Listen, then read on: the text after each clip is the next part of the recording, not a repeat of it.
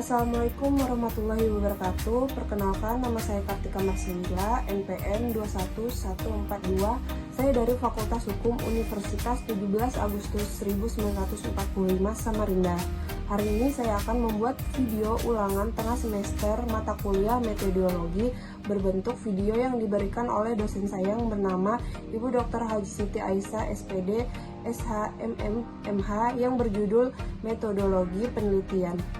Definisi metodologi menurut para ahli, Profesor Dr. Sugiono, cara ilmiah dalam upaya menemukan data demi goal dan kegunaan tertentu di mana data ini bisa mendukung perolehan hasil penelitian yang valid dan juga yang bermanfaat.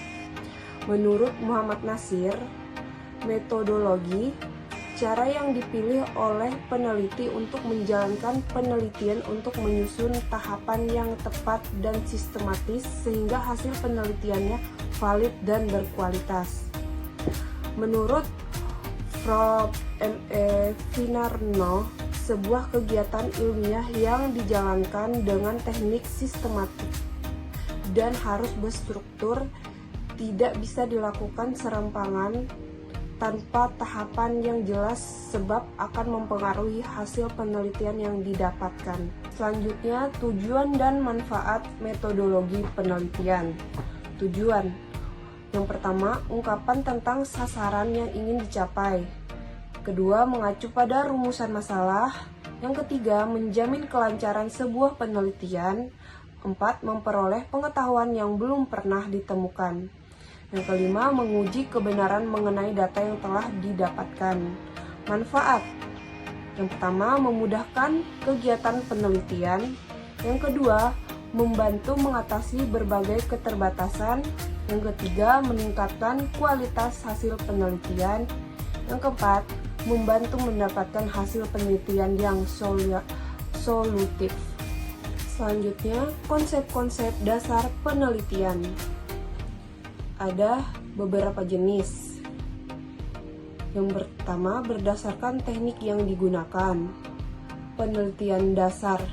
Kegiatan penelitian teoritis untuk memperoleh pengetahuan yang baru tentang prinsip-prinsip dasar dari fenomena atau fakta yang teramati tanpa penerapannya. Penelitian yang akan dilakukan merupakan pengembangan teori. Ada penelitian terapan. Kegiatan riset yang memiliki nilai ilmiah dan nilai strategis ekonomis tinggi mencakup kegiatan yang diarahkan untuk memecahkan masalah dan menghasilkan teknologi atau aplikasi suatu sistem. Lalu berdasarkan tempat penelitian, itu ada 3, penelitian lapangan, penelitian perpustakaan, penelitian laboratorium. Yang lapangan langsung di lapangan, yang perpustakaan dilakukan menggunakan literatur dari penelitian sebelumnya. Laboratorium dilakukan pada tempat tertentu atau lab, biasanya bersifat eksperimen atau percobaan. Berdasarkan pendekatan yang digunakan, penelitian survei tidak melakukan perubahan terhadap variabel yang diteliti. Yang pertama, di penelitian survei itu terbagi menjadi 6. Ada eksploratif, ada deskriptif, ada evaluasi, ada eksplanasi, prediksi, pengembangan sosial. Nah, apa sih eksploratif? Deskripsi tadi yang saya sebutkan 6 itu. Yang pertama, eksploratif, yaitu terbuka, mencari pengetahuan penelitian tentang masalah yang diteliti, masih terbatas. Deskriptif, mempelajari masalah dalam masyarakat. Evaluasi, mencari jawaban tentang pencapaian tujuan yang digariskan sebelumnya. Eksplanasi, menggunakan data yang sama, menjelaskan hubungan kausal antara variabel melalui pengujian hipotesis. Prediksi, meramalkan fenomena atau keadaan tertentu. Pengembangan sosial, dikembangkan berdasarkan survei yang dilakukan secara berkala. Berikutnya, setelah kita membahas jenis penelitian, ada struktur penelitian, deskripsi masalah. Pertama, latar belakang, yaitu kaitannya masalah yang satu dengan masalah yang lain. Yang kedua, identifikasi masalah, menemukan masalah. Yang ketiga, perumusan masalah, pernyataan, lengkapan, dan rincian mengenai ruang lingkup masalah yang akan diteliti. 4. Tujuan penelitian, menggambarkan output penelitian.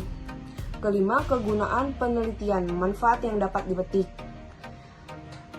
Penyusunan kerangka teoritis merupakan abstraksi dari hasil pemikiran atau kerangka dan acuan yang pada dasarnya bertujuan mengadakan kesimpulan terhadap dimensi-dimensi. Metodologi penelitian. Yang pertama, tujuan operasional penelitian, tempat atau waktu penelitian, metode penelitian, teknik pengambilan data atau contoh. Yang terakhir, teknik analisis, validasi atau verifikasi. Nah, setelah metodologi penelitian, ada hasil penelitian. Yang pertama, variabel yang diteliti. Yang kedua, analisis data. Ketiga, kesimpulan analisis data. Keempat, penafsiran kesimpulan analisis data. Kesimpulan dan saran. Kesimpulan penelitian merupakan sintesis dari seluruh butir pembahasan perbandingan dengan penelitian lainnya. Sekian pembahasan kajian metodologi penelitian pada video kali ini. Assalamualaikum warahmatullahi wabarakatuh.